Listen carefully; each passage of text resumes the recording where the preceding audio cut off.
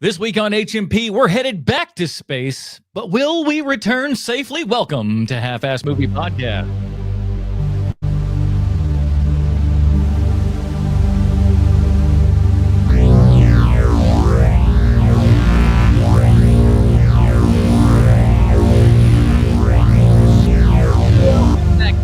It's time for another Half-Ass Movie Podcast, a show where we put together a half-ass theme as an excuse to watch movies. My name is Adam Porters, and joining me today, Sean. It's Sean Loves Spaceships Month. Here's Shawnee, who has normal-sized hands, whatever that means. Well, we'll get into that later, boys. Don't you worry none about that. My favorite quote on this in this movie, and he's so hungry that he could eat the ass out of a rhinoceros. Bruce Leslie. Can confirm. Been to Africa. Been there, done that. Mm-hmm. Go ahead, Sean. Sorry, I wanted to get through that. Sorry, I had to go with what you gave me. Everybody knows that Houston, we have a problem with good reason. It's a great line. But my favorite line in this movie is, "We just put Sir Isaac Newton in the driver's seat." That line is awesome. There's a lot of those really great lines in here that were just like that. Like, well, this movie is built for fathers, I believe. This is another Father's Day film. This is the dad movie, man. Yeah. This is the dad movie. Is there a man who has a child somewhere? I promise you, he likes this film. So we're back, everybody. Again, like I said, it's Sean Loves Spaceships Month, and we sail on. We're checking out a movie that the internet would actually have me believe was back in IMAX for theaters for this 30th anniversary week, despite me not being able to find it anywhere. Oh no, it was like every IMAX screen that I looked at, none of them there. But you know what? Do not worry, because I had it on 4K, and I can promise you this: pound for pound, my sound system beats the crap out of an IMAX thing. So I'll tell you that much right away, everybody. So I was excited to get in on this. Where'd that backdoor compliment come from? It's called money. It's called. I went back to 1995 and got a CRT TV from Goodwill and a VHS tape, and I went to town. Hey. But yeah, so we'll talk about all the way back 30 years ago. Man. It is odd when you get to that point too, where I'm like, Sean, we wait a minute. weren't born yet. And you just, there's a lot of these things that are coming up right now where you're just like, oh, this is like 30 years old, and you're like, no, that's not right. I was in double digits at this point. What's going on? How was that? That can't be right, because I'm not old, but that movie's 30 years old, and I saw it as an adult. That can't be right. No. I realized how old I was when I watched this movie, and it kind of looked like Kevin Bacon doesn't need to shave yet. Like, man, I am old. Because I was an adult, and he looks younger than I did in 95 all of a sudden. It's funny. While watching this, though, I did think, like, if you took a couple years previous to this and everything, Kevin Bacon would not have been a terrible Johnny Storm option. Oh, that's good, bud. That's really good. Because he's got that kind of attitude here. You take about 5-6 years off of him in this role and everything, I think he'd do a damn good job. That's good. But we'll get into all of that in just a moment. But let me tell you guys, we're streaming this show over on YouTube. So if you're not listening on YouTube, man, you're doing yourself a big giant disservice, because we got all the babies over in the chat here and everything. Plus, there is a brand new thing. I don't know if you boys have heard this or not. This is a lot of people don't even know that this is a thing. But there is now not only a regular like button, as we always know and everything. There is a brand new feature called the hype button. Have you heard of this? No. There is a brand new version called the hype button. You can do that, and it's only for small creators. I forget what the actual limit is, but for people that are certainly 1 million over, they don't have this thing. So punch in, I think it's only on mobile, but look on your mobile thing and, give the regular thumbs up that you normally do, and there'll be a little thing where it says like the AI and whatnot. You just kind of click over, and it's tough to explain, but just kind of mess with it. You'll see the little hype button. Press that. It doesn't cost you anything, but essentially this is kind of like a super thumbs up, if you will, to help get this out to more people. It's telling YouTube, hey, this small creator is putting out something that's interesting. I would like to shove that out to everybody else. So I like that it looks like the More You Know star. It does. This to the top, dirty babies. You do it. It's in your hands. Hype us to the top. Make us too big to hype. Hype us to or too big to hype. That's what I want. That's ultimately the goal that I would like to get to, is to the point that we get big enough to where we don't have to worry about the hype button anymore. That's just make my day, please. Please, please. Boy, if you thought I was cantankerous when we were poor, my word. Yeah. Wait till I start getting that PewDiePie money. Yeah. We're gonna see. Yeah, he's can't qualify. Too big of a creator. But me, good old HMP. We can still benefit from this. We benefit from you guys sharing this out and everything as well. And checking out all the other stuff we have there on the website as well. I'm going to. The output has been a little bit sparse as of late. I did get the Big Giant SVS review out. I'm still doing TikTok Trash Tuesdays as per usual. But you are? Yeah. I've done. This week will be 14 TikTok Trash Tuesdays in a row, where I take all the movie TikToks and react to them and kind of make fun and have a good time usually. And then I cut that stuff up for social media, and the cycle repeats again. And hopefully people will, watch and flock. At least that's hopefully the idea. So check out all that kind of good stuff out. What day do you do the TikTok Trash Tuesdays? It's Tuesday, oddly enough, at 8 p.m. Eastern, live on the YouTubes there. So come and hang out. We talk. I watch like a couple of seconds of the TikToks up top to just kind of make sure it's obviously a movie TikTok or whatever, and then I just save it to the phone. And then the day before and everything, I just feed all those back out to the computer, splice them all up together. Boom, there you go. And then we just kind of have a little live react on the show. Kind of keeps me on my toes too. That's what I also kind of like about it. It's like it's almost like a Mystery Science improv kind of thing. It's not always as good as that, mind you, but we do that and it's fun. So check out that TikTok Trash Tuesday, everybody. We really appreciate it. And again, more and more things to come as well. And it is subscriber September here and everything, and we are up almost 500 subscribers in the month of September alone. Bro, thank you, everybody. That's awesome. So doing things like with that hype button, everything, getting this bad boy out there and pumping it out to more people, that is the stuff that's going to really do it. And leave a comment and all those things. And watch all of the videos. I know it's bizarre to just be like, hey, sit and watch the whole thing. But boy, oh boy, does that make a difference to the folks over at YouTube and say, hey, this is worth watching right here. And get it out to other folks as well. And honestly, I think we put out a damn fine product here. We just want to get it out to as many people as possible. We want to thank you, awesome folks, for help making that possible. And if you want to make it even more possible, if just putting a hype button wasn't enough for you, if you want to give just a little bit more, head on over to patreon.com/HMP. Those awesome people get pre-show, post-show, and Dinger Zone. Dinger Zone this week, we unfortunately had the passing of Robert Redford. And we are going to celebrate the man's life and career in the Dinger Zone, where we're talking our top 5 Robert Redford films. Should be a good one, man. What a legend this guy was, right? Yeah. You know what I learned in my time as a YouTube guy is, if you want to keep them watching to the end, Adam, you know what you got to do? What's that? Nip slip every now and then. They keep watching for that nip slip. Yeah. They want it. They'll get blouse and you lean down or something like that.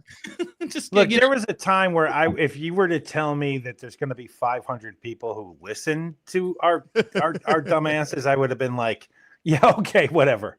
And the fact that we have 500 new subscribers where they have to look at us, get out of here, man. Crazy. That's awesome. That's awesome. Thank you, everybody.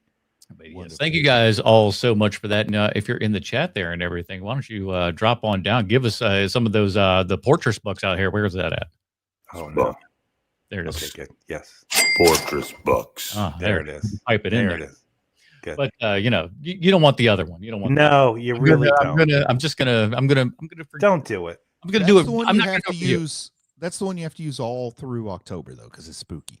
You're right. We'll actually add a little theremin in there somehow. Man, I hate that thing so much. When I wasn't on the show and you were like, Sean secretly likes it. He really don't. Oh my God, ladies and gentlemen. Fortress bucks. We got something that says someday these TikTok people will put a hit out on Adam. But for now, it's okay. That's Adam's dream, I think.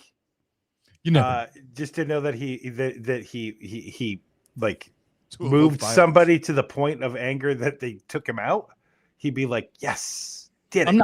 I'm not quite that. I still want to be here. I want people to get, to just kick a chair or something like that when they're really mad about me. That would make me happy. Just know that I list. I hope that like while he's up there receiving all of his Emmys, that Seth Rogen just goes like, it's unfortunate that Adam's not going to be watching this, and it's like, yeah, you're right because you know why. Yeah, yeah. You know. He said mean things about us, Adam. Yeah, he can pound sand. Yep. My kids get so much joy out of telling their friends at school that I have beef with Seth Rogen. It's like the first thing how they introduce me to people. Yeah, that should be what I do. That should be the way that I go because all the kids that I substitute for and everything, they all call me the popcorn guy, of course. Of course, Yeah, with good reason. It's what you're best known for. Yeah, that's true. Check all that out. That's in the YouTube. That's in all the show notes there and everything. We'll cover all the things at the end of the show. You know how all these things work. Patreon.com. We love you, everybody. Like I said, this is the 30th anniversary of Apollo 13. My word in heaven. Let's get into it. Here is the IMDb plot line for Apollo 13. As we know, if I could hit the right things, hold on. Everything just wants to not work today. This is why we need producers. All right, here's the IMDb plotline. As we know, IMDb always 100% correct in everything they say and or do. NASA must devise a strategy to return Apollo 13 to Earth safely after the spacecraft undergoes massive internal damage, putting the lives of the 3 astronauts on board in jeopardy. I've got to stop you there. Please. You literally can sum up the plot to this movie like this: rocket not go to moon? Question mark? That's it. Done. Ooh. This was written by William Broyles Jr. He wrote a ton of China Beach episodes in late 80s and early 90s. That's cool. After Apollo 13, he would follow that up with Entrapment and then another Hanks flick in Castaway and later in Polar Express, both with Robert Zemeckis. He wrote Tim Burton's Planet of the Apes as well. He also did that sultry Unfaithful with Diane Lane and Richard Gere. And then he went on to do Jarhead and Flags of Our Fathers. Very diverse. Dang. Wow. He's definitely in that camp then, man. I mean, he's all over that camp. The other half of the screenplay credit goes to Al Reinhardt, who would go on to write 2 episodes from the Earth to the Moon for Tom Hanks there and everything. And believe it or not, he actually wrote the Final Fantasies, The Spirits Within. Huh? Weird. Very weird. One of these things is not like the other. No, this, of course, is based. The screenplay is based upon the real life events as told in his book Lost Moon by astronaut Jim Lovell and his co-writer Jeffrey Kluger. This is directed by Ron Howard. Of course, Grand Theft Auto, Night Shift, Splash, Look, Cocoon, Willow, Parenthood, Backdraft, Far and Away, Ransom, Ed TV, and How the Grinch Stole Christmas. And that's only his career up to the year 2000. Man, the man. I mean, he's got another 25 years after that. Prolific. Unreal. Starring Tom Hanks, Bill Paxton, Kevin Bacon, Gary Sinise, Ed Harris, Kathleen Quinlan, and maybe in his best cameo ever, Clint Howard. I don't know. He's got a lot of really great cameos in all these Howard movies. They're all very different. This one, I would say this is his most acty. Yes, agreed. Well, yeah, like I said, boys, 30 years ago here and everything. Was this one that we ended up seeing in the movies? Because I know I certainly did. Yes. I never saw it till yesterday. Yeah, and I really want to get into that with you, Bruce. I really do. Because as a middle-aged man, I wonder how for the first time, and you didn't want to see it in the first place originally. So like I'm fascinated to hear what you have to say about it. Of course, I saw this in the movie theater. I'm a red-blooded American, aren't I?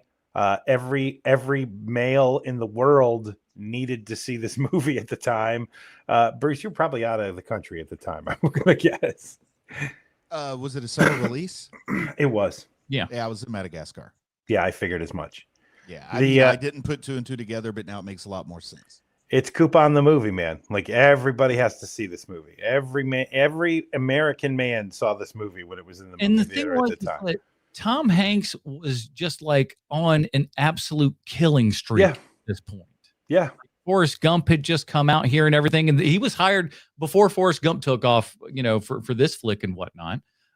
So he wasn't even like Hanks wasn't even banking or Howard wasn't even banking on Hanks, performance off of that movie. But Gary Sinise was brought on board by Hanks, who had worked with him on Forrest Gump. Was like, hey, I really like this guy. Bring this guy aboard. And there you go. Is there a reason why Gary Sinise doesn't have every voiceover in the world? Because his voice is so incredible. Yeah. I just don't understand it. I'm going to imagine that there might be a cost barrier to doing That's everything. probably it. That's got to be the only. I could imagine he gets a nice little paycheck when he does it, so you might say, well, yeah, he'd be perfect for it, but for 10% of the cost, we can get a guy that sounds kind of like him. He has a voice of like the manliest voice that's also calm I've ever heard. It's so good. And he does one of the armed services. I can't remember which one, but he does one of the armed services. He does the voiceover for them as well. And every time it comes on, because Sean likes the football. Every time one of those comes on, I'm like, my God, man, how much money did you lose by not doing voiceover work for the last 30 years? He's fighting it out with J.K. Simmons. Yeah. Just like which one of us is going to get more of these? And J.K.'s been taking them. I'm sorry, but he has been. As he should. He's got a great voice He's too. amazing as well. Yeah. Once you get to be that yellow M&M, the sky's the limit. Yeah, That's exactly, man. Over forever. It was like a decade and a half before somebody's just like, oh yeah, by the way, the Whiplash guy's been the yellow M&M. You're like, wait a minute, the whole time? Yeah, the whole time. If I may take us off track for a second here, the M&M, like the come to life M&M bunch, I did not realize how many people actually give a crap about all of those beings. Oh yeah. I did not get it. And then just go into a single antique store in your area, you will find a million like M&M creatures everywhere. Like old people, it was like, Beanie Babies is number one. Like you're going to find them everywhere. But number two is probably the M&M, like the anthropomorphized M&Ms. Yeah. Like there is so much of that, like toys and like crap you put on your walls. Who wants that? The answer is old people.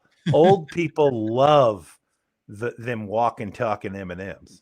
They're trying to do for old people what the California raisins did for us as kids and stuff like that. Listen, there's no reason that we should have this, but we all want it. Like, why do you need this one that sings Motown? I don't know. It's great. So, girl, if you were to ask me what's the best movie depicting NASA, I would say this. I think most people probably would. Maybe The Right Stuff. People would go back and forth on that one, right? Yeah, I think Right Stuff is definitely up there. I mean, it didn't make the big splash that they were certainly hoping it would. And one of the questions at the time in '95 here and everything, when Ron Howard was on Charlie Rose, was he was asking him about The Right Stuff. And because The Right Stuff, they put so much behind it and everything, but financially was a flop. Didn't really do anything. And so he was, asking Ron Howard, just like, because the movie had not come out at this point.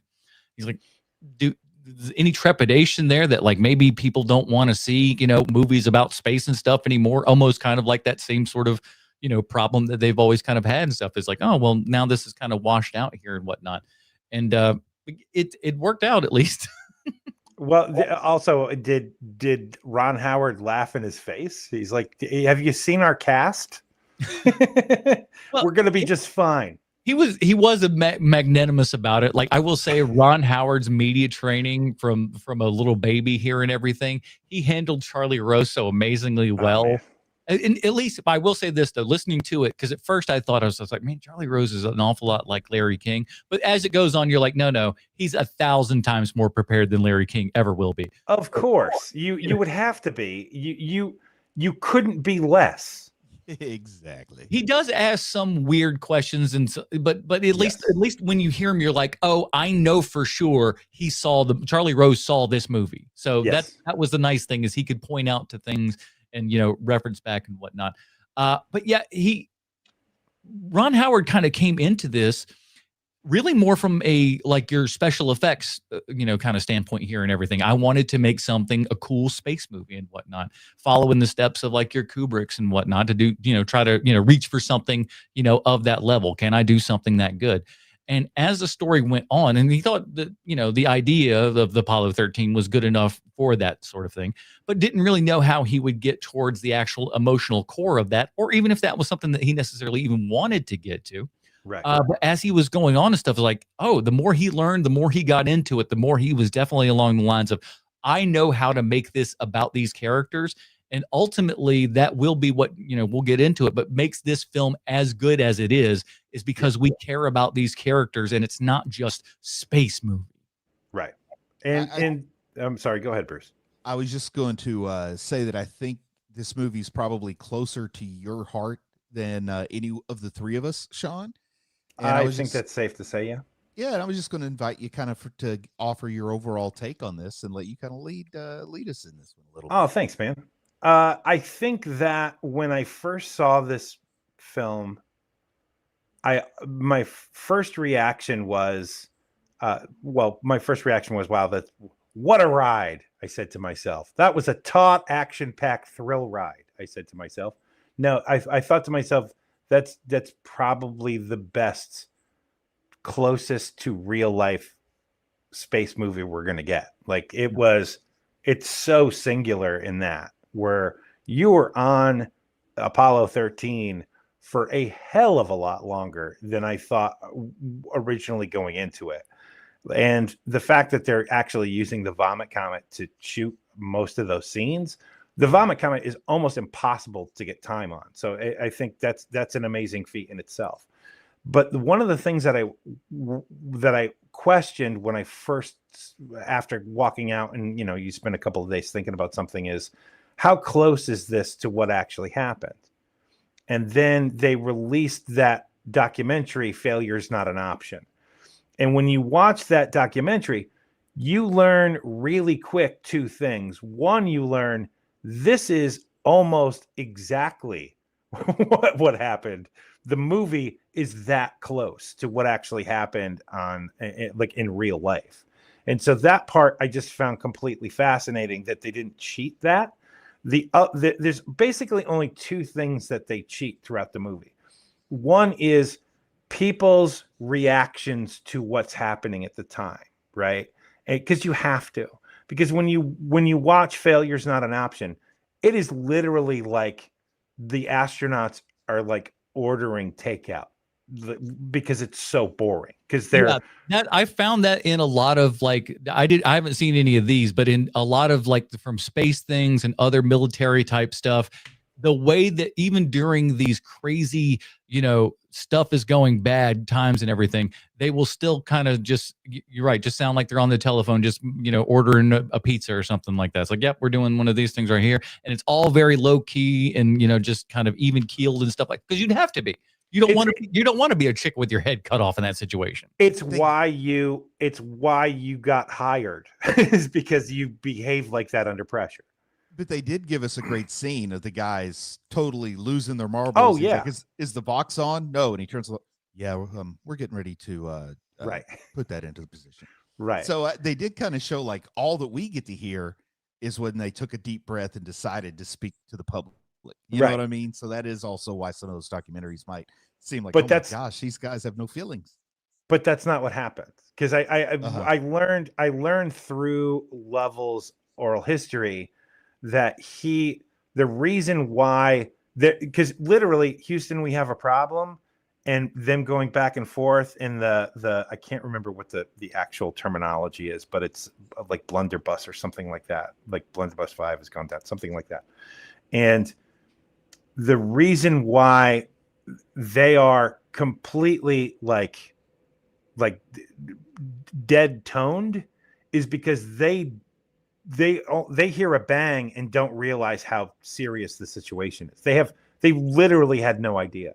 It wasn't until about 20 minutes later, Lovell says, that they realized oh crap, we are in a ton of trouble. But even then, they are astronauts. Their voice doesn't raise very, very much, right? They're just so used to being under that sort of pressure. Damn it, Jim, we got another problem over here. Right, exactly. And so, when Hanks has that really funny moment with the Vox thing, that never happened because they didn't have time. The other thing that the movie has to do in order to explain situations to the audience is that, are you telling me that they're not going to be able to get, that is what I'm telling, those moments in the movie, because they have to let us know what their goals are. Yeah.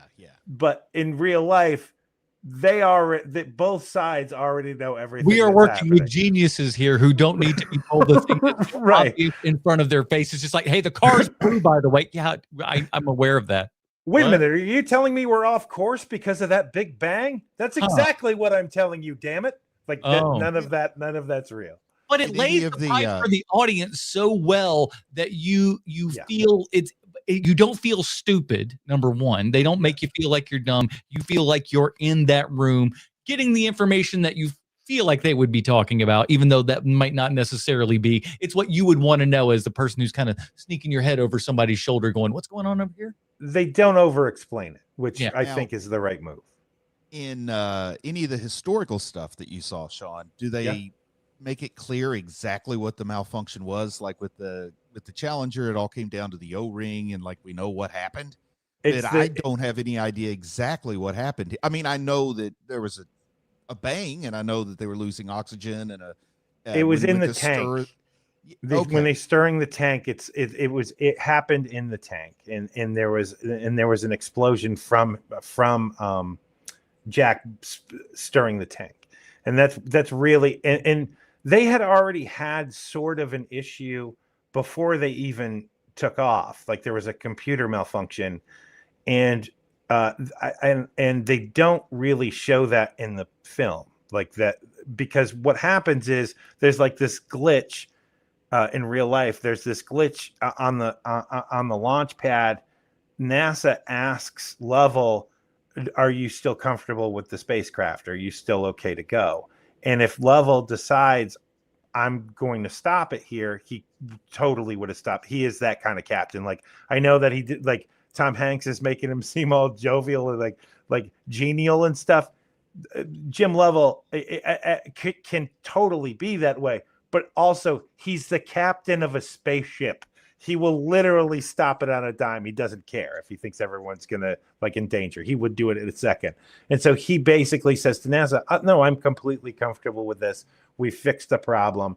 And so before they go to launch, Lovell turns to the other two guys and he's like, "Well, that was our one problem. We got that one problem out of our way. That's our big problem. So let's go." Right. It's like a live performance, right, Sean? There's always a problem. Right, exactly. Oh my God, there's always a problem. Exactly. And so when like seeing that part, watching Lovell talk about that and him thinking like, oh wow, we really got away with one, that this was the big problem of us blasting off. That's great. Okay, let's keep going. Well, I would always liken that to when I would get like, you remember back in the late 90s, early 2000s, when you would open up a soda and it would have like a free like thing, the cap on the bottom would say like free 20 ounce or something like that. Whenever I would start something and I would pick that up and it would be like, oh, you just won a free thing. I'm like, the rest of my day is screwed. There's no way I'm going to do anything good. I'm like, I'm out of luck. This is the best thing that's happened to me right now. That's it. After that, it was done. If I put it up and it's just like, try again, I was like, it's going to be a good day. I know how I work. $2, got to go home, go to bed. Over such small stakes, Porches. I feel so bad for you, man. Hey, listen, sometimes you know what you know. I was going to ask, both of you guys, what you think about the fact that it's based on Lovell's memoirs. Do you think, because like you said, he's a captain of a rocket ship. I bet he could tear people new buttholes. But boy, doesn't he come across like just the sweetest, niftiest guy in the world. His mama loves him. His wife loves him. His little girl loves him. Well, he certainly has that aspect to him, Bruce. Like he's not, but he's not a one-dimensional man. Of all the other Apollo captains, he's super well regarded, and he there's a reason why he had the most flight hours. It's because people liked working with him. He's one of those guys that like under pressure, you see what he's like, but he's also not a yeller. He's also not somebody that like, I can't stand having this person next to me, like that kind of thing. He's just a really good leader. But being a good leader sometimes means I'm going to rip your teeth out right now because that's what this situation requires. And that's who he is.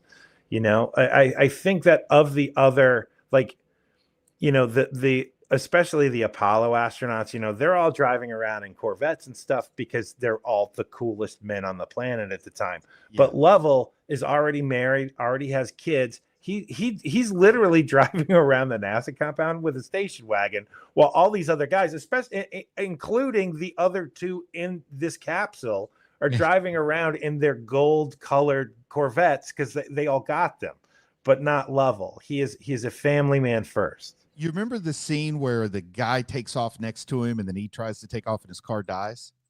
Yeah. He was in a Corvette though, because that caught my attention. I was like, why? I mean, that's like a relatively new Corvette. Why is it dying like that? But I guess that was showing how he doesn't really care that much for the Corvette. It's just No, like I think it's I think a lot of it comes down to, hey, look at all of these little bad things that are almost these ominous signs that were coming throughout this entire thing, because almost everything that can kind of go wrong in like one little tiny sense always kind of did. It's like, oh, here's a little thing that didn't quite go as well as planned. That one quite didn't go as well as planned. And it all kind of seems like there's a little bad luck with just about everything. Oh, and that thing with the ring, with Jim Lovell's wife's ring falling into the shower, the wedding ring falling into the drain. Mm-hmm. I was like, at the time, I was like, oh, we get it. Like, it's cursed. It feels like it's a little dramatic thing of like, hey, yet another little thing that we're losing away, Right. in the wedding thing, and then of course the separation, blah blah blah. It seems like it would be a little on the nose as far as a narrative standpoint. Totally real. Crazy. Absolutely happened. Lovell's wife told him after that happened, this is a bad sign. Maybe you should think about not going on this flight, which he had never done previously. I do think that this movie does kind of introduce a little bit of the question, and this isn't, like on face value, but if you're watching it, you want to see a little bit more. But I think they introduced just a little bit of the question of the Greek concept of hubris, like his desire to walk on the moon may have clouded his judgment, because there were a lot of pre-launch options for him to nope out that maybe if it weren't going to the surface of the moon, he would have noped out. I wonder. I don't think that's the case, because they finally found out that like they tested for everything. It's one of those fluke ass things that you just could never have put together, whatnot. But the thing that struck me this watch that hadn't any other time was Lovell's jealousy of the other guys, of like Armstrong, because when he's watching the moon landing and stuff, I did not read that previously as, oh, he wishes this was him, because he 100% does. He was the guy who, went around the moon several times. He was right there for all rights. He's got more time up in space than anybody else. This should be the man that walks on the moon, and he's got to sit at home. Well, he was at a space station from what they say, but in this thing, he's staying at home and watching another man stand on the moon when he feels like that should be him. Because even when he's like, got his thumb out there, he's going like, look, Neil Armstrong is up there. What the hell is that about? We'll get into that in a minute, Portress, but go ahead, Bruce. But I was going to ask if you would correct me if I'm wrong, because I may misunderstand or not know the history properly, but I thought maybe Lovell was the captain of Armstrong's mission, but because it was the first mission, the captain had to stay on the capsule so at least one person would come back home. So here's the thing, is that Lovell got he was offered Apollo 11, which at the time they still don't know which flight is going to be the one to go on the moon. You choose your flights, and they're not going to tell, because every damn astronaut in the world will want to be the first one on the moon, of course. And he got offered the Apollo 11 flight, and he didn't take it because he was not being offered the captain. And it's the reason why he took 8, and it's the reason why he took 13, is because he wanted to be the captain of the spaceship. And so if he would have taken a lesser role, he would have been one of the guys on the moon. They don't bring that up in the movie. I think that might be the only thing that real life Jim Lovell probably regrets, because all the other stuff, he literally has man, that dude ain't got a single regret in his life. Just think of all the memes we would lose if it had been Lovell instead of Buzz Aldrin, though. Oh yeah, yeah, Yes. yes. Buzz was a cantankerous old man. Something tells me Lovell would not have slapped people in public. Which, by the He way, would. right, when he Yes, he saw would not this, have. when he saw this movie, Buzz Aldrin really liked it. He was very very praise worthy of it and everything, and asked Ron Howard, "Hey, where did you get all this footage and stuff? Did you guys like dig up some stuff that wasn't there?" And he goes, It's "No, funny. no, we made all of that." And I listen, not for nothing. I'm not trying to start a conspiracy, but I'm just telling you the words that Ron Howard said in this interview. He goes, Buzz goes, "That's amazing. Can I have it?" What the fuck does that mean?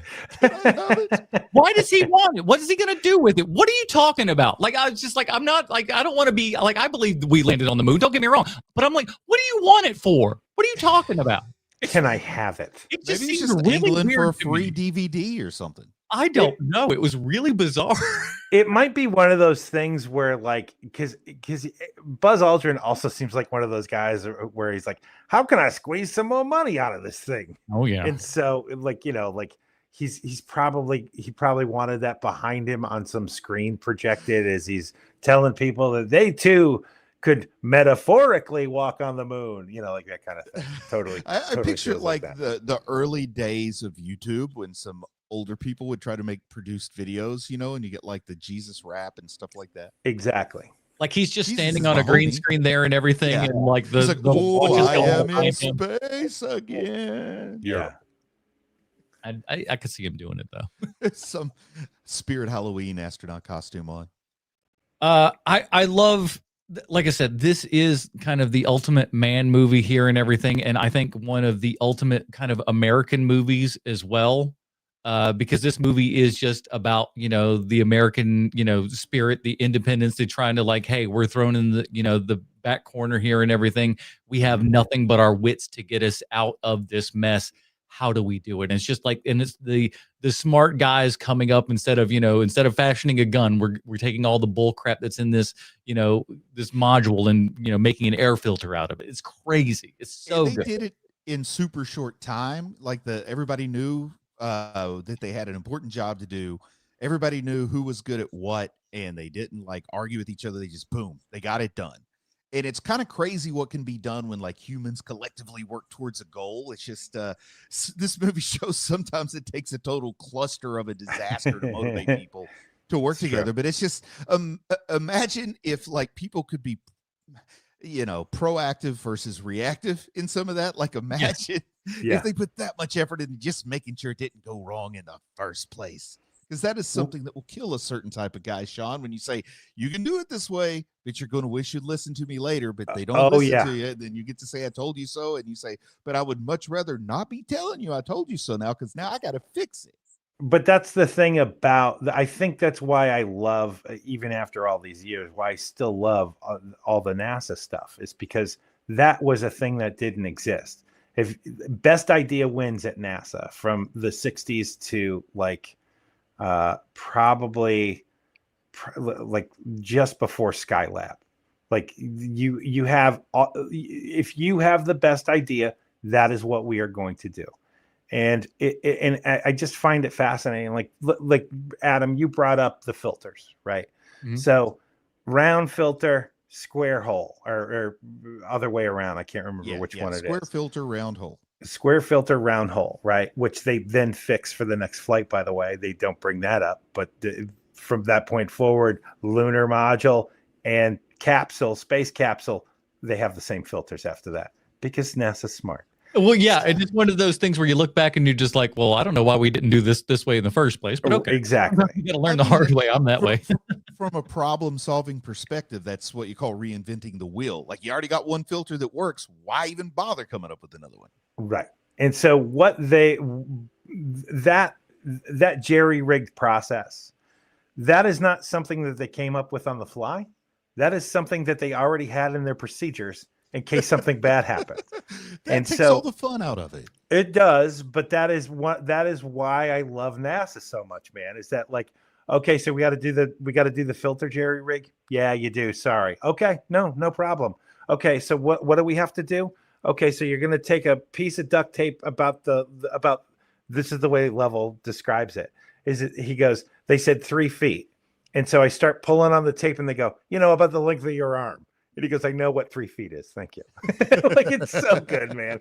It's just so like there is something that like I just love about like the coolest, toughest guys in the world who are also the smartest men in the world. He's like, listen, I'm a fighter jockey scientist. Okay. Yes. We like literally they won't let you near a spaceship if you're a dumb. Like you have to be one of the smartest people alive to get on a. They didn't even want me stepping on the decommissioned ones at Cape Kennedy. You did. They were just like, no, sir, please step back. And that happens again and again. Like I don't mean to to stifle your erection here with the stuff, but like when it goes wrong, when the mission goes wrong, they already had something in place for, we can use the lunar lander as basically a life raft to get us back home, right? And I just find that like, well, of course they did. Like, of course they didn't just go like, what and fingers crossed, everything's gonna go perfectly. Like they already had those things in place, and I just find it so fascinating that like that like. Well, of course, like as a normal person, you don't think that way, but you have to when you work at NASA. I just found it so fascinating. I just can't wait till we get the version of this movie that's on like Blue Horizon or SpaceX or like Cardi B or somebody has to save the day. Yeah. I think that those days are long over of you need to be a smart person to be on a ship. I think that stopped happening with NASA, to be quite honest with you. Did you see all the ladies that we put up with Jeff Bezos' wife? I'm not just talking about that. I mean, they're look, astronauts in the 80s and 90s even are not as smart as the astronauts from the 60s. For sure. Yeah, it was just we put a third grade teacher up here. You didn't have to be. I met a guy that was really, really dumb. And I knew he was really dumb because he said he wasn't impressed by Chuck Yeager just because he went to the moon. Oh my God. And I was like, oh, really? I had to hear where this was going. This is a guy from rural West Virginia, Chuck Yeager, local hero. And he's like, anybody go to the moon after you send 3 or 4 monkeys first? And I was like, you know what? You make a good point, sir. Yeah. All those monkeys up on the moon. Did they bring them back? He's like, I don't know. Oh God. What if there was a colony of moon monkeys that we didn't know about? That is a movie. This is the same thing. This is the same thing where again and again you have the flat earthers, and I, for the most part, I think that that's kind of like a joke, like for the most part. But then occasionally one will sneak through that thinks it's all real, and those are the people that you see the most when it comes to the flat Earth people, because they're the ones who are so dedicated to the flat Earth thing that when they finally get proven wrong in terms they can understand, you just watch them. You just watch them slowly die inside, and it's kind of like that what we're talking about. You mean circle all along? Oh my God. I like the ones that think the Earth is flat, but yet we'll look at all the other planets and just go like, no, those are spherical. Us though. No, I can see those. Huh?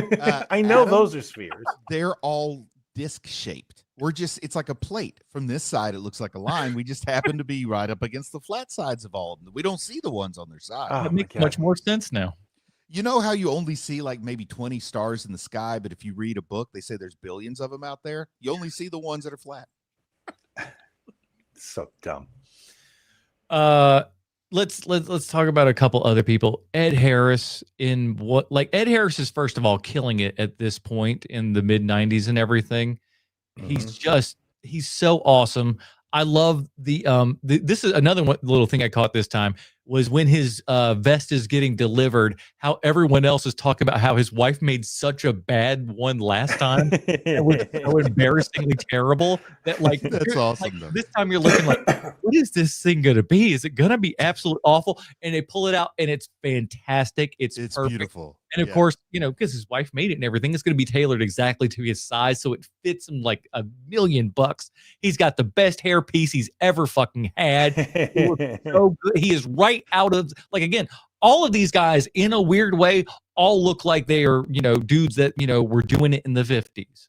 Yeah. Don't you think though it would be cool to like, okay, you've got this project, you get a brand new vest to wear for each project, and it's like you put it on, okay, I'm at work, people. This vest proves and then you take it off when the job's done. You never wear that vest again. It probably goes into like a shadow box and up on the wall. Well, no, I it think it does, just all sounds cool. especially with like big events and stuff. Of like course these. it does. Yeah. I think that's awesome. And you know, Gene Kranz also is one of those guys that like, because he's Ed Harris plays him because like with steely determination because he's Ed Harris. Yeah. And don't get me wrong, Ed Harris is amazing in this movie. I have nothing bad to say about Ed Harris. But when you see the real Gene Kranz in actual Houston, the real Gene Kranz does not live with steely determination. He is somebody who just needs to get the work done. Does he look more like Clint Howard? He looks more like a shop teacher.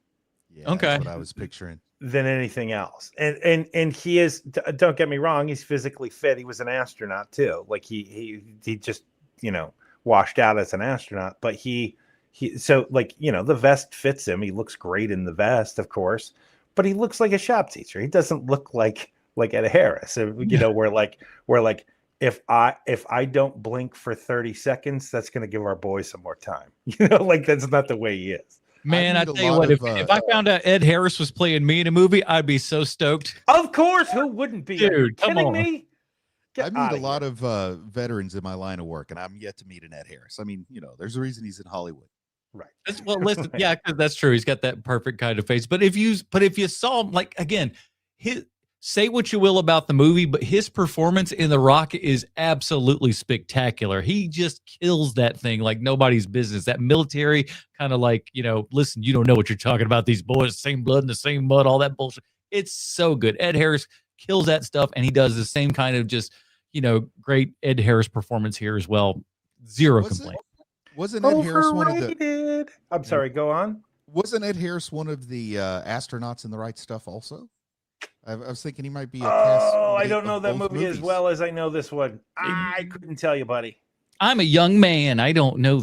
Look it up. I've seen it, and of course I've listened to the audiobook where clearly Dennis Quaid is drunk off his ass through half of it as he's narrating a book that's like 1,000 pages, and it's like, Dennis, you need to get off the sauce, buddy.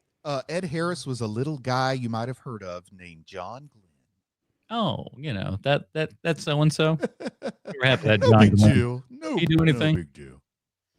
He's no Sam Shepard though. Man, that was he played Chuck Yeager. Again, Gary Sinise just like doing so much with not even saying anything. The man just says so much with his eyes, just like He's looking into the middle distance here and everything. And that determination that he has of like, you know, just put on your jacket, throw it back in. We're trying to, you know, I got to do this. We got to fix this. And I love how he never got sick ever. And it was just like, you know what? That's bull crap. And like, you know, and again, I love the thing where he's just like, Kevin Bacon's like, I wish you were up here. And he's like, yeah, I'll bet you'd wish I was. Oh, the poor flight surgeon. The flight surgeon got no like respect at all in this movie. I don't know if you noticed, but they have like the scene where they show everybody sitting down and checking in before the mission takes off. And the surgeon is one of the people that has to check in. He's the only one smoking during the check-in. Because, you know, it was the time when like you go to the doctor with the cough. Oh, smoke a cigarette. It'll soothe your throat. Oh, we got to switch your cigarettes to Camels. Clean your right out. These are low tar. You know, Not the a cough in a filters are what carton. cause the filters cause the cancer, not the cigarettes. You guys have never really thought about it like that. Yeah, you know, Sinise, man. I mean, what more can you say about that guy? He's just the best. He's just the best, man. Yeah, once he got running with this and stuff, and then he does like Ransom again with Howard again, where it's just like, wow, like anytime you wanted to throw him into something, and then the guy goes and does, you know, a CSI for all these years and destroys on that show.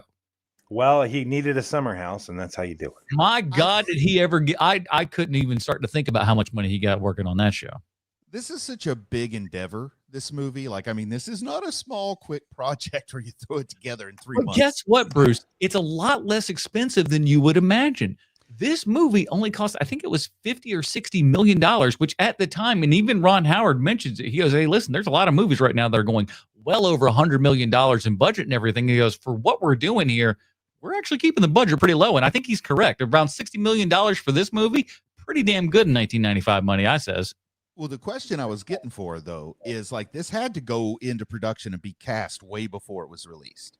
Oh, yeah. So I'm just curious if it just happens to be serendipity that we get Gary Sinise and Tom Hanks together 2 summers in a row. So he asked, Sinise is there because of Hanks. Because of Hanks. With, them, with those.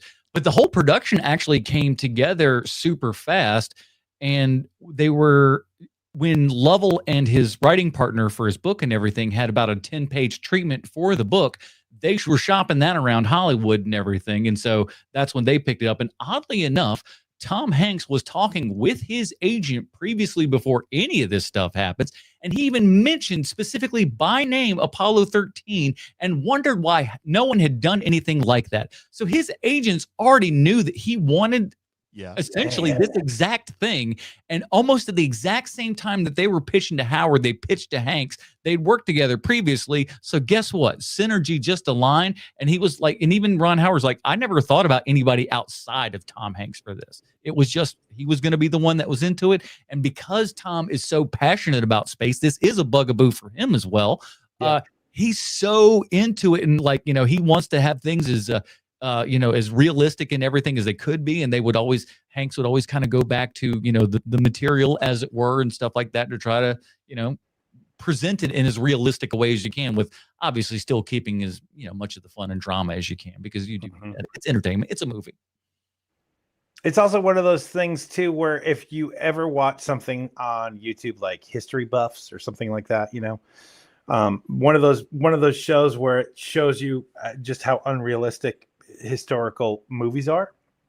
This is one of those movies where they go, this is pretty much like a 9 out of 10 of how close it is to the actual real events of something, which it just seems so unbelievable to me with all of the stuff that happens in this movie, where it's like, come on, clearly half of it, like not half, clearly like a quarter of this. Like, how do they know what that person said when they're in their house? Well, guess what? They did. They figured it out. They know that they said that. It's insane. Wow. See, I think they said like the big house party at the beginning and everything. That was kind of an amalgamation of stuff. They were like, they weren't really there for that, but like, it was just kind of really an excuse, which is smart. This is how you do it in movie terms, is you're getting everybody together. And again, using a lot of all of their exposition there to say, hey, this is where all we are, and set this world up of who these people are, their connection to that. And then their connection then to the future Apollo 13 that would end up. Mm-hmm. Yeah, I feel like a lot of those lines, like, this is Jack Swigert. He's the second best damn pilot NASA has. Like, they just want you to know his name and that he's a pilot. Of course. I don't know that they necessarily say that. Of course. I'd like, and again, this is a PG rated film, which I thought was hilarious again, because like with Jack talking about like just how he's docking the module there and everything, like as a 13-year-old, you don't quite get it. But as a 43-year-old, you're like, oh, wait, this is a little dirtier than I remember. Once you hit 50, you stop for a PG movie, which is nice. Once you hit 50, you stop getting it again, Adam. So enjoy it while you can. I don't know. I'll do what I can. So, do you guys want to hear some of the notes that I wrote down for the oral history Jim Lovell did? I would love to. So one of them is, and it shocked me, is that lack of water was a much bigger concern for Apollo 13, the astronauts in Apollo 13, than lack of oxygen. Like they were that made them way more nervous than lack of oxygen, because they had enough oxygen in both the lunar module, and they had like a half a tank left in the space capsule, and then there's the tanks that the suits had. So they knew that they're going to be okay for 4 days back to Earth. The second one is, from the time of the accident where tanks get stirred to the astronauts landing, Jim Lovell, take a guess. How many hours of sleep do you think Jim Lovell got from the 4 days, basically, from tank stir break to back home? Probably could. I I know mean, there like, was the one point where they like ordered him to go to sleep. So I'm going to say about 4 hours, maybe. What do you think, Fortress? yeah, I was guessing about like maybe over like those 4 days, maybe like 6 to 8. You know, I can't imagine how you try to sleep. It's just like, oh yeah, by the way, we're just hurtling towards infinity. If you're wondering if Jim Lovell is just the manliest man in the world, 1 hour of sleep the entire time. Wow. 1 hour. 1 hour for 4 days. Come on. Okay, but did he break it up? Did he just? He All right, did. here we go. He did break it up. That's how he did it. What, Because I feel like that's the only way that you can go is just like, let me get 5 here, 10 have here, something either like of that. you guys ever worked any like abusively long shifts? I don't know any other term but that. I mean, that would be abusively long to be working a 4-hour shift. Yeah. I mean, a 4-day shift. Yeah, like, well, I mean, like 12-hour days mostly. That's about the I've big- worked on independent movies. The answer is yes.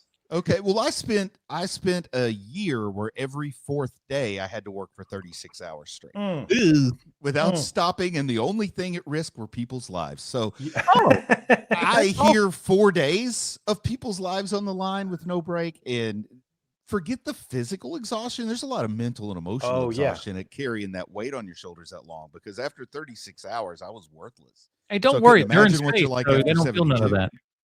that. I didn't write this down as a note, but I'm remembering it now. Is that the question is asked to Lovell? Was there any point where where you thought that you were going to die?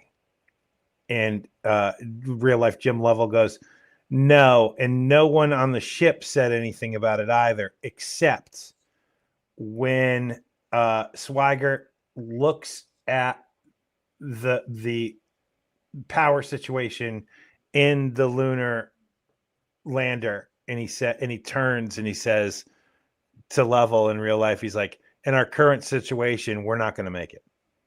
And he's like, that's the one moment of the entire 4 days where for a split second we were all like, I don't know if we're getting out of this one. And I just found that completely fascinating. That's when I would have finally taken a nap. It's like, well, if we're going to die, we should die well. We got any rations left? Let's have a little party, you know? Listen, our lives are at risk. Brucey nappy time. It'll hurt less burning up on re-entry if you're asleep, I promise. Oh, you're right about that. But, you know, that was the thing, too, is that they kept asking him if they had pills, if they had cyanide pills, because that was another urban legend, is that astronauts have cyanide pills. And he's like, Lovell's like, why would we need cyanide pills? All we have to do is literally just release one hatch and we're dead in a second. We wouldn't even feel it. I was like, oh, right. That's a good point, Jim Lovell. It's a very good point. Because like, I'm going to die in space. I don't need help. Come on.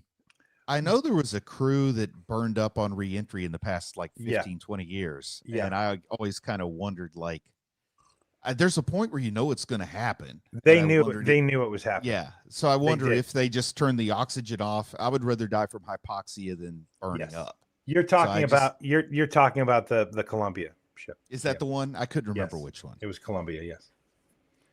In re-entry. I quit keeping track after on a snow day. Challenger. I watched the Challenger. Yeah. Yep. Real fast, just because, and I'll let you get to other things. Because I'm curious. How do you think the special effects hold up? And Bruce, since you've never seen them before, what were your thoughts on? That's an excellent question, Portress. Yeah, what did you think of that? Some of the external shots of the craft in space wouldn't work if it was made today. Sure. Now, at the time it was made, I mean, what can you? It's like saying I'm mad at a guy who didn't have a car for not being a race car driver. You know what I mean? So yes, they look good, but they still seem like, when I watch it now, the rest of it holds up so well that it's just those exterior shots. Because the internal shots, when you got a practical effect, a good practical effect will hold up forever. Yeah. The thing, it looked a little cartoony to me from the outside a couple times. Yeah, it definitely does. We don't sit too much outside of that for the most part, which is nice that we don't have to sit there and try to rely on that particular thing. We really stay in the capsule with them, and it makes it more realistic, I think.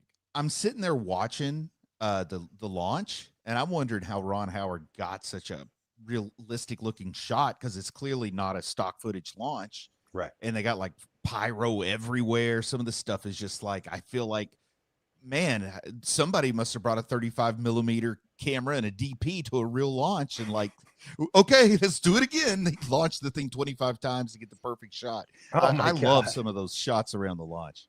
Yeah, they look. Those do look great. And again, though, Bruce, like, yes, it's 30 years old, so some of it isn't going to hold up. So you're totally right about that. And again, you can't besmirch them because it was 30 years ago. But I guarantee you, at the time, it was literally like, did they shoot a rocket into space? Is that how they got this?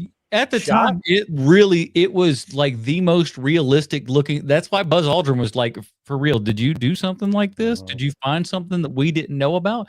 And I would have sworn that, at the time and everything, I'm like, oh yeah, that's some footage that they got, like at least a couple of shots. No, all of it, brand new and everything. I will say this, if you want to go out there is an Apollo 13 movie magic episode on YouTube. Neat. Go through all the special like effects and stuff like that. And this is, again, we are at a great time here in 95 because we are still doing physical practical effects and we're still on the vanguard here of CGI and everything. So we're in that nice little sweet spot where we're kind of doing a little bit of both. Yep. That's awesome. This is the entire reason why I wanted to bring up watching the oral history, is for this reason alone. This is my favorite thing that happens in the interview with Lovell. If I may steal a line from Bill Simmons, Portress, turn the TikTok camera on. Here we go. So Lovell likes all the other astronauts on Apollo 13, right? But he doesn't like his fellow astronaut from Apollo 8, Frank Borman. And so much so that he even brings up that he's glad he wasn't on Apollo 13 because he didn't want to have him around, Frank Borman. And it's one of these things where Lovell keeps going back to the fact, without being prodded, about how much he doesn't really like Frank Borman. Like, on Apollo 8, Frank Borman was a nightmare. I don't want to spend any more time around Frank Borman. Happens again and again. And like throughout the hour and a half long interview, he probably brings up Frank Borman's name 8 times. It's insane, man. Like it's like he was out for this Borman fella from Apollo 8. And the thing is that Borman must not have been a Lovell fan either, because after Apollo 8, he quits the program. Borman quits the program after Apollo 8. He literally was like, no more for me, thanks. And when they ask him later, because I looked this up, when they ask Borman, do you have any regrets because you weren't one of the people to go to the moon? He was like, no, I didn't need to land on the moon. I don't want anything to do with that anymore. So those two guys, because they were stuck together in Apollo 8 for days at a time, because they're the ones who circle the moon. They're literally circling the moon for days on end. And we're in space for it's like a crazy amount of time too. It's like 15 days or something. Like it's a crazy amount with two guys who hate each other. It is so amazing to me. Oh man, that's like a car trip from hell. Oh my God, man. It's 14, 15 days where you're literally rubbing shoulders with the other guy, and you can't stand him. You're in the front seat space of like a Volkswagen Beetle for that time. Man, just amazing, amazing to me. It was my favorite thing about the interview, because I was like, oh, he's gonna bring it up again. I can already tell, because he's starting to get that mad look on his face again, and he would. Bam! I don't like Frank Borman. Come on, so good. Do you want me to hold off on talking about their time on the Tonight Show with Johnny Carson? I think we're wrapping things up. Yeah. Okay. So it's probably a couple of months after they are back on Earth, and the actual Lovell, Hayes, and Swigert are on the Tonight Show. And these are my notes from that. One, they got about a 2-minute standing ovation, also from Ed and Johnny at the time, which 2 minutes doesn't seem like a long time. You watch that YouTube clip and you tell me how long it feels, that 2-minute standing ovation for those guys. Totally deserved. But it is a long time. You're like, oh my God, they haven't cut away at all. Okay. Number 2, Jim Lovell is the only astronaut on that stage that had any stage presence. No one, the other 2 guys didn't want anything to do with being there. They're like meek. They're trying to hide the whole time. They're like their hands are like on their knees as they're talking. It is insane. It's like, guys, you were the toughest, coolest guys in the world. Shoulders back, please. It's crazy. Socially awkward. I can't. Really. It's so bizarre to see. Then in the middle of the interview with the 3 astronauts, they have to pause so that Ed McMahon can do a live stand-up for the breakfast cereal product 19. Like in the middle of it, they're like, so how hard was it? Like when you got back, did you realize the entire world was on your side? I'm sorry, before you answer that. Hey Ed, what you got over there? It's crazy. I love stuff like that. Media used to be so magical, man. It's just not anymore. Well, Maytag repairman.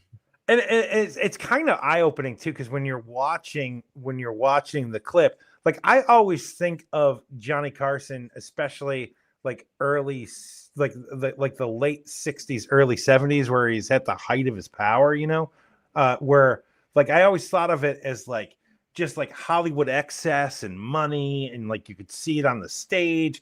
But in truth, his stage is pretty small. Like where he's conducting the interview is a very small set compared to something like, even if you were going to watch like Conan O'Brien late night show in the 90s, like that was a bigger set than Johnny Carson's in the late 60s, early 70s. And the last thing is this, is that the best joke comes from Swigert, because he's like the ladies' man, and Lovell even brings it up on the show where he's like, oh, this guy with the stewardesses, don't even get me started, like something like that. And I'm about to paraphrase this, but Johnny Carson asks him like, hey, so what is that like being the only bachelor on this flight? I mean, what's that feel like? And this is what he says. He goes, and again, I'm paraphrasing, I'm like one of those nude detergents, Johnny. I work fast and I leave no rings. Brings the house down, baby. It. Absolutely. That's golden. Tears the living hell out of that place with that joke. Johnny cannot stop laughing. Ed can't stop laughing over where the product 19 is. It is such a well-placed joke, and the guy is still like, he's like, and he still tells the joke incredibly well. It's very cool. And he became the official spokesman for Ajax Cosmic Powder. So like just such a good joke. Couple real quick things. We'll get to the. I swear, I just wanted because we haven't. Bill Paxton. We've never really mentioned the man throughout the entire thing. It's Great true. performance by Bill Paxton and everything. And again, another guy who, like, throughout his entire career, always looks like a guy who could have come out of the 50s. Yeah, he has a bit of that look Chet, to him. man. He does look like Chet. He looks just like Chet. Yeah. Well, not at the end. Yeah, but yeah. I'm watching this. I'm like, whoa, it's Chet. I'm glad he's stuck with the hair for 10 years. and apparently he got a really good tutor, I guess. I don't know that Chet was the brightest of scholars and everything, but if he's the right person to work with, perhaps. What was the lady's name in that movie? She made him smart with her magic. Yeah, that's how it works. Kelly LeBrock, everybody knows that. Kelly LeBrock. I kept wanting to say Carol Altz, but that was way off. Oh, I thought you were going for the character name, which I could never pull out of my head in a million years. Computer chick. And last thing, Howard Shore's amazing score. Oh God, man, is fantastic. It is up there with some of the greats. It's just one of those you feel more than hear. Yeah. Mm-hmm. It's right in there. It keeps you in those suspense for the entire time, but like it soars when it needs to, but it sits quiet and everything for the most part. And it's just kind of accenting things so darn good. It's kind of it's as effective as the soundtrack to the West Wing. Like if the West Wing doesn't have the soundtrack it has, there's no way that show is successful. And this movie's probably going to do just fine anyway, but having that soundtrack, oh my God, man. Little extra sauce that it absolutely could use there for sure. All right, let's get down to it. Bruce, what is your rating and recommendation for Apollo 13? Your name is Bruce. Uh-oh. He's frozen, man. Oh, all right. We'll go to you. Well, I was like, listen, he's bird dogging me like no. Hey, man, stare hard. I'm like, look at the elbow up here and everything. It's very. I know it. I'm kind How of scared. dare you ask me that question, Fortress? What? My name is Bruce Leslie. On our movie review show, you're asking me what my review is. You what? All right then. Okay, what do you think about it then? Well, of course, for me, it's a 5 out of 5. No notes. I'm giving this 5 moist Hank hands, which we didn't get into this week. But my lady, she's got to think about Tom Hanks.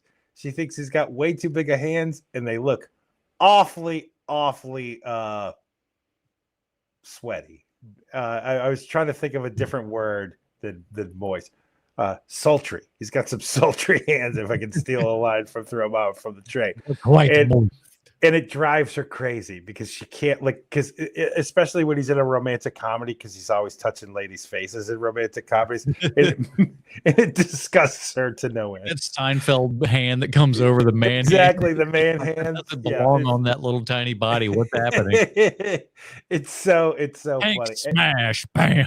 It's one of the things I find so charming about that girl. It's one of the reasons why she's the funniest person I know in real life.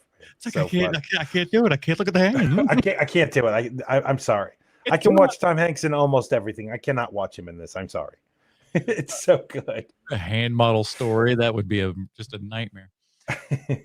For me, yeah, it's 5 stars all the way. This is like, and especially like, because 95, like, you know, I'm like 13 years old, and when you're like 12 to 15, you're like really getting into like movies and stuff like that, and really kind of trying to break down stuff, and then you realize, oh, Ron Howard is not only OP, but he does this other stuff as well, and you like, right. And so this became a big deal. And again, Tom Hanks was, you know, on what a hit of a ride that this guy was, like, from this in Philadelphia, crazy.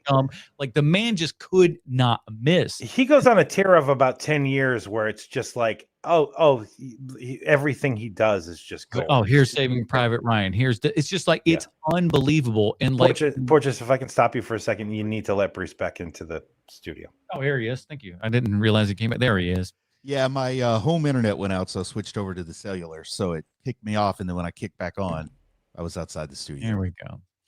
But yeah, like it's Bruce, your rating and recommendation for Apollo 15. Okay, well, you know, my takeaway in the movie is a little bit shorter. It's just a few words, but to me, it was a story about work-life balance. You know, sometimes you see your own life in it. That's a really good take, Leslie. A story about dreams and family, about courage and disappointment, and to a degree, the fickleness of an ungrateful populace. How about that? So those are all wonderful things. It's shot great, state of the art on some of the CGI that they had to use briefly. That's the part I wish they'd use miniatures on, but this is still a solid 4.5 for me. I totally get why some people call it a 5-star movie, but I don't know. 4.5 seems solid for this, because I like genre movies and stuff. Yeah. I like fiction a little better than nonfiction, unless it's like ancient stuff. And then giving it 4.5 sweaty Hank's hands. Big lobster shell cracking hands. Giving the people what they want. Well, that is it, everybody. We got yet another Sean Loves Spaceships movies under our belt here, but we've got one more this month. And which is my reco. This is yours. So tell us what we're watching next month. So next week. Or next week. I don't know why I said next month. We're watching Sean Connery's Outland, which is one of these movies where you've probably never seen it because it fell through the cracks. It certainly did for me, and Sean Loves Spaceships.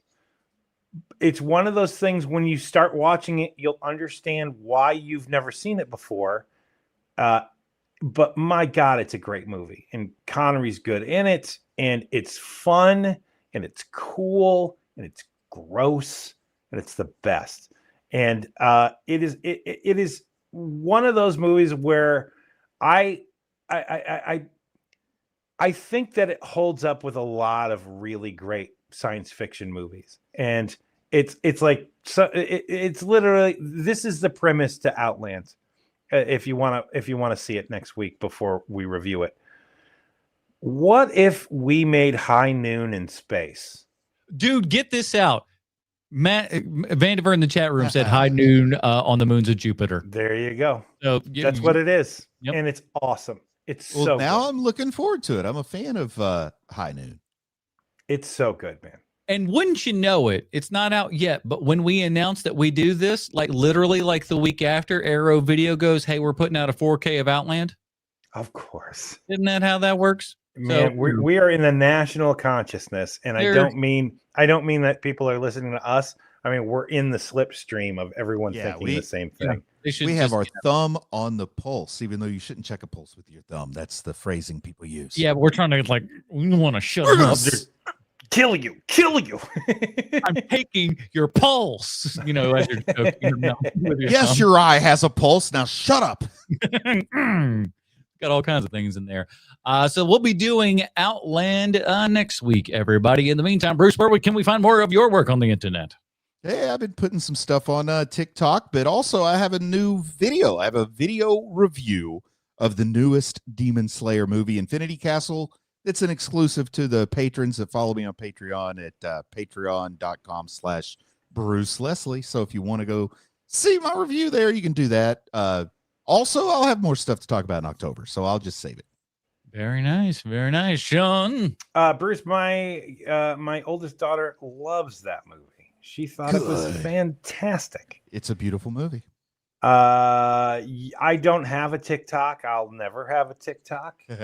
I am that type of person who's like, you know what? I think I'm done. YouTube and I'm on YouTube sometimes, and I'm always here on Sundays. So we got Sean Scoots over there. That link is in the show notes. So it's true. I mean, I've got so much footage that I haven't edited or anything that happened months ago. That's how busy my life is, folks. That's how busy I am. You just got to throw it into DaVinci and let the AI start editing it for you. Just be like, make this good, damn it. No, have it let go. I got to learn how to do it, and then I can cheat later. That's true. You don't want to cheat from the get-go. You want to cheat after you know how the game works. That's the best way to cheat. I had an English teacher that told me E.E. Cummings learned how to use capital letters before they stopped using them or something like that.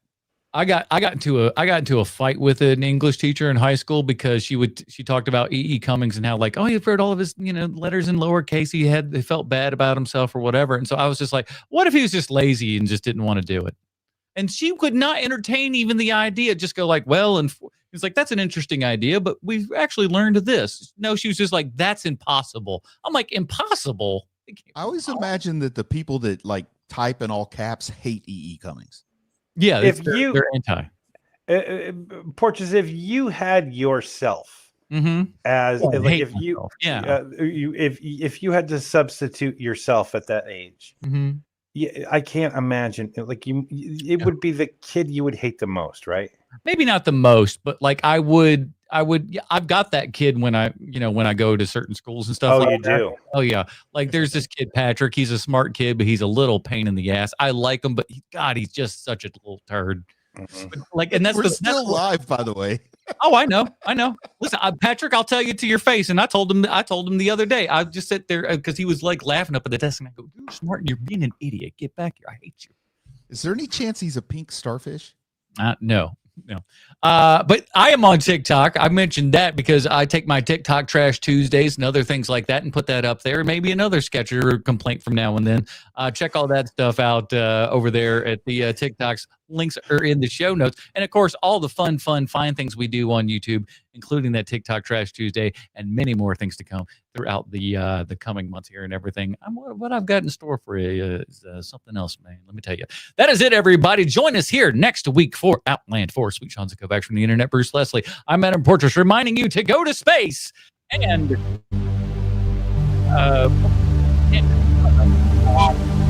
man, you got that hairline perfect.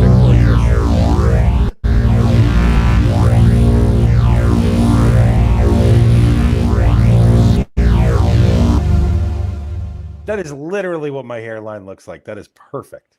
It's the funny thing about the goodbye kiss. Is that the Dinger Zone? That's Dinger Zone. Okay. So what I did though, was like, I got just a video from us and I just kind of paused it right there. Like, just for the basic kind of, look of where everything kind of goes. That's why, looks as on points, because I use you as a reference. Oh my. So yeah, so you just take you and then turn that opacity down, then put a little layer over that and just kind of, Nice. He rotoscoped you, brother. He did. Yeah, pretty much. If you had to All right, add a file in there, Lord knows we don't see those out there. So give me a minute or two, boys. All right. Yeah, same here. I need to grab some water. As per usual, let me fix this out here.